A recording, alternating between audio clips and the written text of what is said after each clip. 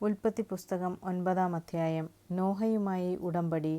നോഹയെയും പുത്രന്മാരെയും അനുഗ്രഹിച്ചുകൊണ്ട് ദൈവം പറഞ്ഞു, സന്താനപുഷ്ടിയുണ്ടായി പെരുകി ഭൂമിയിൽ നിറയുവിൻ.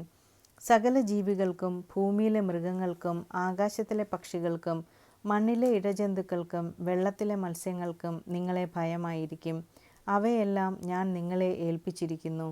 ചരിക്കുന്ന ജീവികളെല്ലാം നിങ്ങൾക്ക് ആഹാരമായി തീരും. ഹരിതസസ്യങ്ങൾ നൽകിയതുപോലെ ഇവയും നിങ്ങൾക്ക് ഞാൻ തരുന്നു. എന്നാൽ ജീവനോടു കൂടിയ, അതായത് രക്തത്തോടു കൂടിയ മാംസം ഭക്ഷിക്കരുത്. ജീവരക്തത്തിന് മനുഷ്യനോടും മൃഗത്തോടും ഞാൻ കണക്ക് ചോദിക്കും.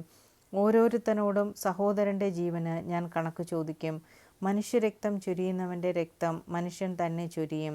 കാരണം എൻ്റെ ഛായയിലുള്ള ഞാൻ മനുഷ്യനെ സൃഷ്ടിച്ചത്. സന്താനപുഷ്ടിയുള്ളവരായി പെരുകി ഭൂമിയിൽ നിറയുവിൻ. നോഹയോടും പുത്രന്മാരോടും ദൈവം വീണ്ടും അരുളിച്ചെയ്തു, നിങ്ങളോടും നിങ്ങളുടെ സന്തതികളോടും ഞാൻ ഇതാ ഒരു ഉടമ്പടി ചെയ്യുന്നു. അതോടൊപ്പം നിന്റെ കൂടെ പെട്ടകത്തിൽ നിന്ന് പുറത്തു വന്ന ജീവനുള്ള സകലതിനോടും, പക്ഷികൾ, കന്നുകാലികൾ, കാട്ടുജന്തുക്കൾ എന്നിവയോടും നിങ്ങളുമായുള്ള എൻ്റെ ഉടമ്പടി ഞാൻ ഉറപ്പിക്കുന്നു. ഇനി ഒരിക്കലും വെള്ളപ്പൊക്കം കൊണ്ട് ജീവജാലങ്ങളെല്ലാം നശിക്കാൻ ഇടവരികയില്ല. ഭൂമിയെ നശിപ്പിക്കാൻ ഇനിയൊരു വെള്ളപ്പൊക്കം ഉണ്ടാവില്ല.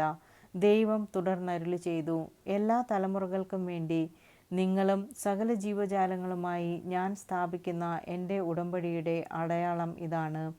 ഭൂമിയുമായുള്ള ഉടമ്പടിയുടെ അടയാളമായി മേഘങ്ങളിൽ എൻ്റെ വില്ല് ഞാൻ സ്ഥാപിക്കുന്നു. ഞാൻ ഭൂമിക്ക് മേലെ മേഘത്തെ അയക്കുമ്പോൾ അതിൽ മഴവില്ല് പ്രത്യക്ഷപ്പെടും. നിങ്ങളും സർവ്വജീവജാലങ്ങളുമായുള്ള എൻ്റെ ഉടമ്പടി ഞാൻ ഓർക്കും.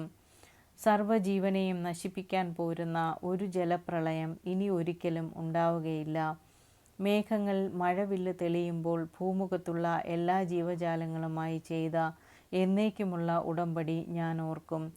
ദൈവം നോഹയോട് അരുളിച്ചെയ്തു, ഭൂമുഖത്തുള്ള സകല ജീവികളുമായി ഞാൻ സ്ഥാപിക്കുന്ന ഉടമ്പടിയുടെ അടയാളം ഇതായിരിക്കും. നോഹയുടെ പുത്രന്മാർ. പെട്ടകത്തിൽ നിന്ന് പുറത്തിറങ്ങിയ നോഹയുടെ പുത്രന്മാർ ഷേം, ഹാം, യാഫേത്ത് എന്നിവരായിരുന്നു. ഹാമായിരുന്നു കാനാൻ്റെ പിതാവ്. ഇവരാകുന്നു നോഹയുടെ 3 പുത്രന്മാർ. ഇവർ വഴിയാണ് ഭൂമി ജനങ്ങളെ കൊണ്ട് നിറഞ്ഞത്. നോഹ ഭൂമിയിൽ കൃഷി ചെയ്യാൻ തുടങ്ങി. അവൻ ഒരു മുന്തിരിത്തോട്ടം വച്ചുപിടിപ്പിച്ചു. വീഞ്ഞു കുടിച്ച് മത്തനായി നോഹ കൂടാരത്തിൽ നഗ്നനായി കിടന്നു. കാനാൻ്റെ പിതാവായ ഹാം തൻ്റെ പിതാവിനെ നഗ്നനായി കാണുകയും അക്കാര്യം പുറത്തുണ്ടായിരുന്ന തൻ്റെ 2 സഹോദരന്മാരോട് പറയുകയും ചെയ്തു.